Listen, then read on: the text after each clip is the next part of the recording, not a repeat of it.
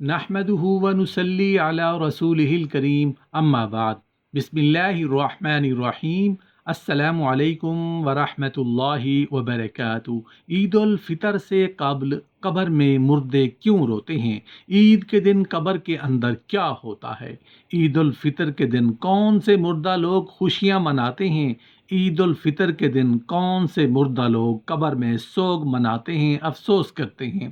عید الفطر کے دن وہ کون لوگ ہیں جو یہ دعا کرتے ہیں کہ کاش یہ عید الفطر کا دن کبھی بھی نہ آئے؟ محترم ناظرین، شوال کا پہلا دن عید الفطر ہے۔ رسول اللہ صلی اللہ علیہ وسلم نے اس دن کی فضیلت کے بارے میں فرمایا، جب شوال کا پہلا دن آتا ہے تو آسمانی منادی ندا کرتا ہے، اے مومنو اپنے تحفوں کی طرف دوڑ پڑو۔ امیر المومنین ابن ابی طالب رضی اللہ تعالی عنہ نے عید الفطر کے ایک خطبے میں ارشاد فرمایا، اے لوگو یہ دن وہ ہے جس میں نیک لوگ اپنا انعام حاصل کرتے ہیں اور برے لوگ نا امید اور مایوس ہوتے ہیں، اور اس دن کی قیامت کے دن کے ساتھ کافی مشابہت ہے۔ اس لیے گھر سے نکلتے وقت اس دن کو یاد کرو جس دن قبر سے نکال کر خدا کی بارگاہ میں حاضر کیے جاؤ گے۔ نماز میں کھڑے ہونے کے وقت خدا کے سامنے کھڑے ہونے کو یاد کرو، اور اپنے گھروں میں واپس آتے ہوئے اس وقت کو یاد کرو جس وقت بہشت میں اپنی منزلوں کی طرف لوٹو گے۔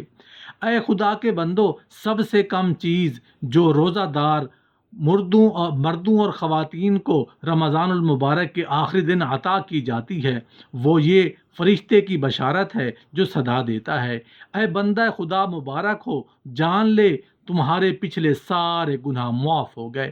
اب اگلے دن کے بارے میں ہوشیار رہنا کیسے گزارو گے؟ عید الفطر اپنے اعمال اور عبادات کا انعام حاصل کرنے کا دن ہے، اس لیے مستحب ہے کہ اس دن بہت زیادہ دعا کی جائے، خدا کی یاد میں رہا جائے، بے پرواہ نہ کی جائے، اور دنیا اور آخرت کی نیکی طلب کی جائے۔ عید الفطر کے دن مسلمانوں کے لیے دو بڑی خوشیاں ہیں۔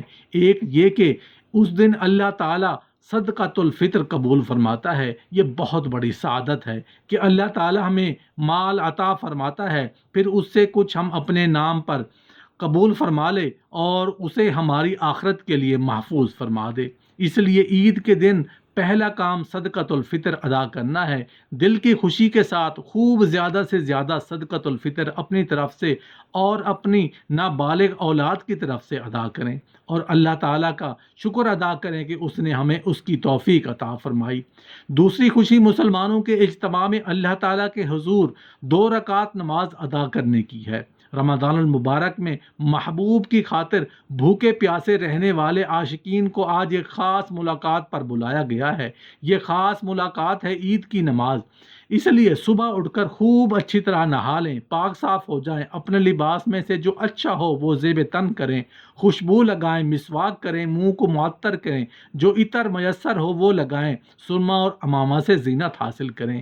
عید تو ایک دینی خوشی ہے، رمضان المبارک کی رحمتوں اور برکتوں کی خوشی۔ پس جس کی رمضان المبارک میں بخشش ہو گئی اس کی عید تو خود ہی ہو جاتی ہے، اور جو رمضان المبارک میں محروم رہا وہ لاکھ خوشیاں اور مستیاں کر لے، اس کی کوئی عید نہیں۔ عید کا دن شکر اور شکرانے کا دن ہے۔ قناعت اور استغنا کا تاج پہنیں اور قبر کی مٹی کو یاد رکھیں۔ محترم ناظرین، رب کعبہ کی قسم، دنیا انہی لوگوں کو ستاتی ہے جو موت اور قبر کو بھول جاتے ہیں، اور جو لوگ موت اور قبر کو یاد رکھتے ہیں یہ دنیا ان کے قدموں میں گرتی ہے۔ عید کا ایک دن بھی گزر جائے گا چاروں طرف دنیا کے میلے دیکھ کر اپنی غریبی اور فقیری کو داغدار نہ ہونے دیں۔ جب عید کا دن آتا ہے تو قبر میں مردوں کے اندر ایک ہلچل سی مچی ہوتی ہے، زمین کے اوپر تو ایک خوشی ہوتی ہے، عید کا دن ہوتا ہے، ایک بہت ہی پرمسرت موقع ہے، لیکن قبر کے اندر کا ماحول یہ ہوتا ہے کہ اللہ پاک جو عذاب رمضان میں ان پر سے اٹھاتا ہے وہ واپس نازل ہو جاتا ہے۔ جیسے آپ صلی اللہ علیہ وآلہ وسلم نے فرمایا کہ جب رمضان کا چاند دیکھا جاتا ہے تو شیاطین کو جکڑ دیا جاتا ہے، ان کو قید کر دیا جاتا ہے، اور مردوں کے عذاب میں بھی اللہ تعالیٰ رمضان میں تخفیف فرماتا ہے۔ لیکن جب یہ رمضان کا مہینہ جاتا ہے، جیسے ہی عید کا چاند نظر آتا ہے تو پھر اللہ تعالیٰ فرماتے ہیں کہ ان کو اس قید خانے سے نکال دیا جائے اور قید سے رہا کر دیا جائے تو ان شیاطین کو آزاد کر دیا جاتا ہے۔ اور اسی کے ساتھ کچھ مردے ایسے ہوتے ہیں جن کے اوپر صرف رمضان بھر کے لیے عذاب میں تخفیف کی گئی تھی اور رمضان ہی میں ان کے اوپر سے عذاب کو ہٹایا گیا تھا۔ تو جیسے ہی رمضان مکمل ہوتا ہے، عید کا چاند دیکھا جاتا ہے تو ان کے اوپر عذاب کو پھر سے نافذ کر دیا جاتا ہے، یعنی کہ ان لوگوں کو عذاب میں جو تخفیف ہوئی تھی یہ سب رمضان کی برکت سے ہوتا ہے۔ تو جیسے ہی رمضان ختم ہوتا ہے تو ان کے اوپر عذاب پھر سے نافذ ہو جاتا ہے، اور جو سرکش شیاطین ہوتے ہیں جو قید میں ہوتے ہیں ان کو بھی چھوڑ دیا جاتا ہے۔ تو اللہ تعالیٰ نے اپنے محبوب صلی اللہ علیہ وآلہ وسلم کے ذریعے سے عالم برزخ کی تمام باتیں جو ہم نہیں جانتے تھے وہ ہمیں بتا دیں۔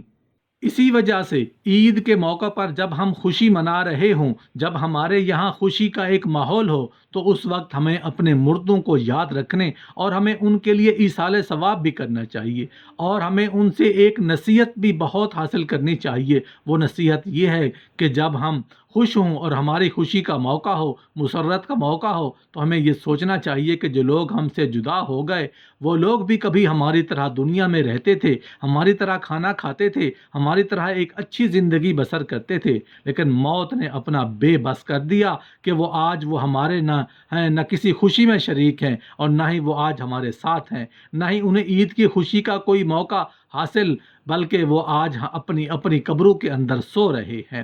کچھ لوگ ایسے ہیں جو قبروں میں سو رہے ہیں، کچھ لوگ ایسے ہیں جو قبروں میں رو رہے ہیں، یعنی کہ ان کے اوپر خطرناک کارروائی ہو رہی ہے۔ تو اس لیے ہم لوگوں کو جب بھی کوئی خوشی کا موقع آئے تو اس خوشی میں منہمک ہو کر ایک بے توجہی نہیں برتنا کہ ہم اپنی موت کو بھول جائیں۔ ایسا ہوتا ہے کہ رمضان کے بعد جیسے ہی عید آتی ہے تو لوگ گھومنے جاتے ہیں، پھرنا شروع کر دیتے ہیں، ایسا لگتا ہے جیسے شیاطین کی بجائے انہیں آزادی مل گئی ہے، اور بس گھومتے پھرتے رہتے ہیں۔ تو اس موقع پر ہمیں سوچنا چاہیے کہ ہمیں کوئی ایسا کام نہیں کرنا جس سے ہمارا اللہ ہم سے ناراض ہو، اور ہمیں موت کو ہر وقت یاد کرتے رہنا چاہیے، اور اس بات کو بھی مد نظر رکھنا چاہیے کہ رمضان تو ختم ہو گیا، جیسے اللہ رمضان میں ہم کو دیکھتا تھا ویسے ہی رمضان کے بعد بھی اللہ ہم کو دیکھ رہا ہے۔ جیسے رمضان میں ہم نمازیں پڑھتے ایسے ہی ہمیں رمضان کے بعد بھی پڑھنا ہے۔ جیسے رمضان میں ہمارے فرشتے جو کاندھوں پر بیٹھ کر ہمارے دن بھر کے کاموں کو لکھتے ہیں ایسے ہی اب بھی لکھ رہے ہیں۔ کہنے کا مقصد یہ ہے کہ جیسے رمضان میں ہم اعمال کرتے ہیں ویسے ہی رمضان کے بعد بھی کرنے چاہیے، تاکہ ہمارے اچھے اعمال کا پلڑا بھاری ہو جائے۔ اگر ہم ہر خوشی غم میں مردوں کو یاد کریں گے، ان کو ایصال ثواب کریں گے، تو ہمارے مرنے کے بعد بھی ہمارے ساتھ بھی ایسا ہی معاملہ ہوگا، کیونکہ جیسا کرو گے ویسا ہی پاؤ گے۔ ہمیں ایسی موت نہ ملے کہ رمضان بھر تو سکون رہے، پھر اس کے بعد ہمارے اوپر عذاب نافذ کر دیا جائے، بلکہ ہم ایسی موت اللہ سے مانگیں جب ہم قبر میں جائیں تو اللہ پاک کہ خوش ہو رہا ہو اور ہمارے کسی طرح کا کوئی عذاب نافذ نہ کیا جائے۔ عید کا دن خوشی اور مسرت کا ہوتا ہے، اس لیے عید کے دن قبر کی زیارت کریں تو زیادہ بہتر ہے، اگر نہ بھی کریں تو کوئی حرج نہیں ہے۔ قبر کی زیارت کرنے سے آخرت یاد آتی ہے۔ عید کا دن نشاط و سرور، فرحت و خوشی کا دن ہے جو سال میں 2 مرتبہ حاصل ہوتا ہے۔ پہلی خوشی اس کی یہ ہے کہ رمضان شریف کا مبارک مہینہ آیا، اس میں خدا تعالیٰ کی رحمتوں اور نعمتوں کی بارش ہوئی، تو ہم نے جی لگا کر مہینہ بھر صبح سے شام تک اپنے آپ کو بھوکے پیاسے رکھا اور رات کو یاد الہی میں بسر کی۔ اس کی خوشی میں رمضان المبارک کے ختم ہوتے ہی یکم شوال کا دن تمہارے لیے فرحت و خوشی کا دن اور مقرر کر دیا گیا ہے۔ اس دن کو عید الفطر کہتے ہیں۔ جب نماز عید ختم ہو جاتی ہے تو فرشتے آواز لگاتے ہیں، خوشی ہو جاؤ، تمہارے پروردگار عالم نے تمہاری مغفرت فرما دی، اب تم خوشی خوشی اپنے گھروں کو لوٹ جاؤ۔ اس لیے اس دن کو انعام و اکرام کا کہا جاتا ہے۔ عید کا دن خوشی کا باعث ہے، لیکن مردے یہ کیوں چاہتے ہیں کہ کبھی بھی عید کا دن نہ آئے؟ ہم لوگ تو عید کی خوشی منا رہے ہوتے ہیں، لیکن مردے عید آنے کا غم مناتے ہیں۔ کچھ مردے ایسے ہیں جو عید آنے پر بہت دکھی ہو جاتے ہیں، کیونکہ ان کے اوپر مصیبت آنے والی ہوتی ہے، اور اس وجہ سے وہ لوگ بہت زیادہ پریشان ہوتے ہیں، جیسا کہ حدیث پاک کا مفہوم ہے، قبر کے اندر مردے کے لیے جہنم کی کھڑکی کھول دی جاتی ہے۔ اگر کوئی بہت زیادہ گنہگار ہے، مثلا کوئی ایسا بندہ ہے جس کا اسلام سے تعلق ہی نہیں، جو اسلام کو جانتے ہوئے بھی اسلام کو نہ مانتا تھا، کفر و شرک کا مرتکب ہوا، تو اگر اس نے اللہ نے چاہا تو اس پر رمضان کے بعد بھی عذاب جاری رہے گا، اور اگر اللہ نے اسے معاف کر دیا تو پھر اسے کبھی بھی عذاب نہیں ہوگا، رمضان کے بعد بھی نہیں، کیونکہ اللہ معاف کرنے والی ذات ہے، اس کی رحمت سے کبھی مایوس نہیں ہونا چاہیے۔